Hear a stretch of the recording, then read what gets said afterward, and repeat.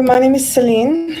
Celine Ilo. I'm currently a PhD student at the Montfort University, and my area for PhD research tackles the design of an optimization model for a digitally enhanced circular plastics economy in Nigeria. And I'm in my first year, and just still around putting together the literature and understanding what the field is about, so I can go ahead to approach the problem, data collection and all of that. Yeah, so that's where I am at the moment. Could you share with us your journey and inspiration that led you to choose this career? Yeah, so I'd say that along my journey, my inspiration came on quite early, which was during my secondary education, where I had a teacher who sharpened my love for mathematics as a prerequisite for, the field of engineering. And during the weekends, he would put together nuanced mathematics topics that I had previously complained about, and break it into bits and put me through them, and sort of leave me with exercises to solve for less than an hour. And having done that over time, I took a liking for solving problems.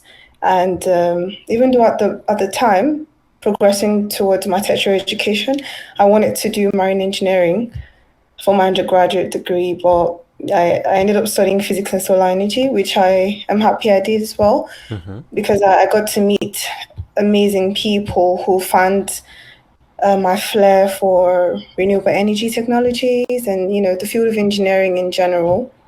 And that led me on to want to delve into a field that brought together the world of renewable energy as well as engineering. And I was privileged to find that opportunity with the Montfort University, where I was able to commence my master's in energy engineering with partial funding. In what ways do you think that diversity, including obviously gender diversity, has contributed to innovation and progress in the world of computing? Yeah, so I'd say that innovation in the world of computing and STEM in general, when we have such discussions, is especially as regards gender inclusivity, the discussion has gone beyond just issues of fairness and ethics and trying to establish that balance. Now the case is trying to key into the advantages that we have seen in the past years that women have brought to the field of engineering. And I'd say that from my experience, working in very gender balanced teams, I could see that, women bring a unique perspective to research conversations, which goes on to create increased, creativity levels, as well as boost the strength of research, as well as increase research accuracy, and also collective intelligence. I'd say that this is ample reason to encourage more women to delve into the field of STEM, especially women from marginalized backgrounds and environments that gender bias prevails. Could you highlight some specific project or research that you have been involved that showcases this intersection of your academic expertise and the impact on society of technology? Yeah, so amongst many others, I'd like to mention my most recent experience in the International Clean Energy Challenge, which was held in Upper Austria. So this event converged energy experts from all parts of the world to come together and solve decarbonization related tasks to address the current climate crisis.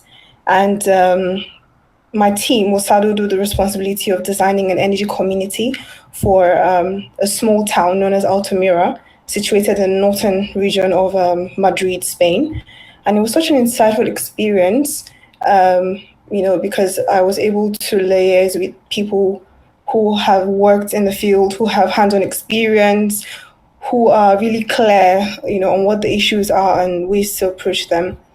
One other experience I'd like to mention is a paid internship or partnership with the Montfort University, where I got to work as a sustainability auditor, auditing the energy performance of small and medium enterprises within Leicester and in the outskirts of Leicester. And it was equally an insightful experience as well, because it allowed me to put into practice a lot of skills as regards energy analysis, energy management that I learned during my master's in energy engineering.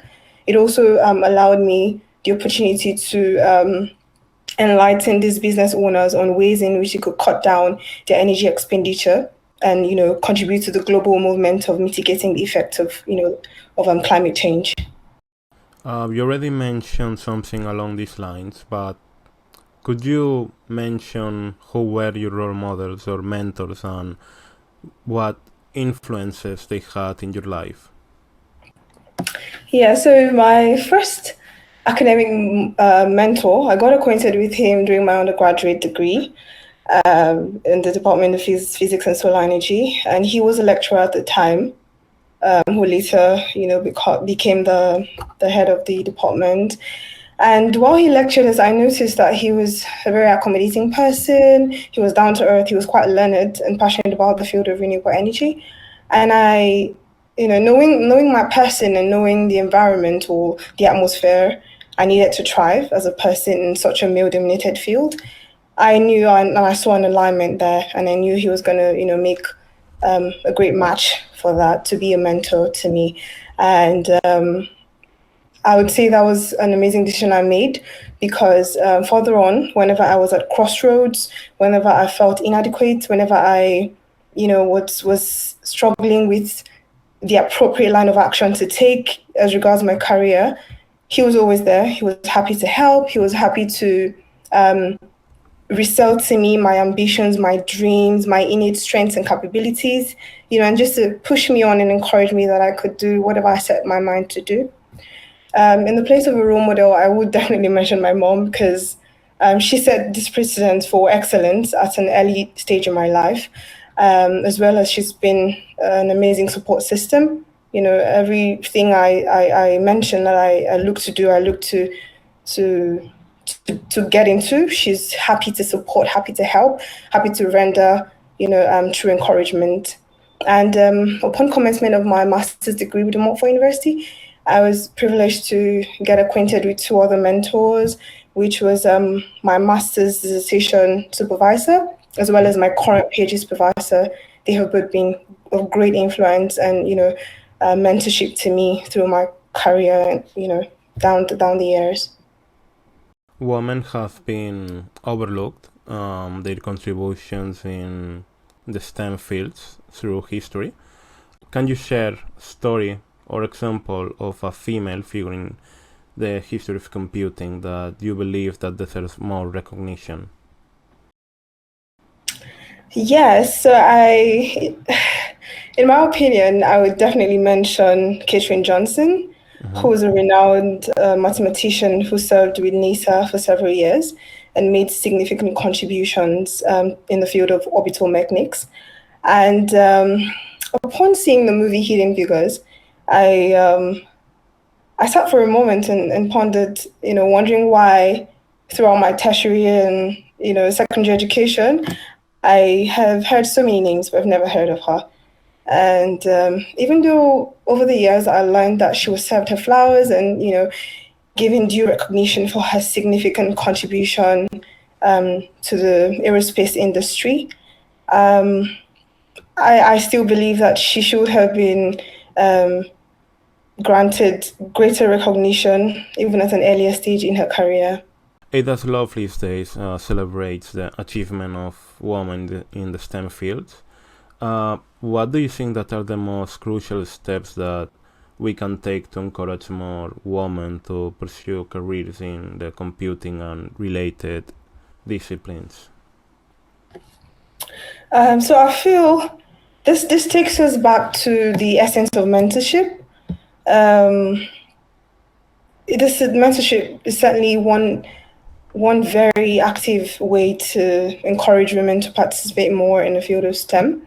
And this mentorship should cut across various levels of a woman's development in the field.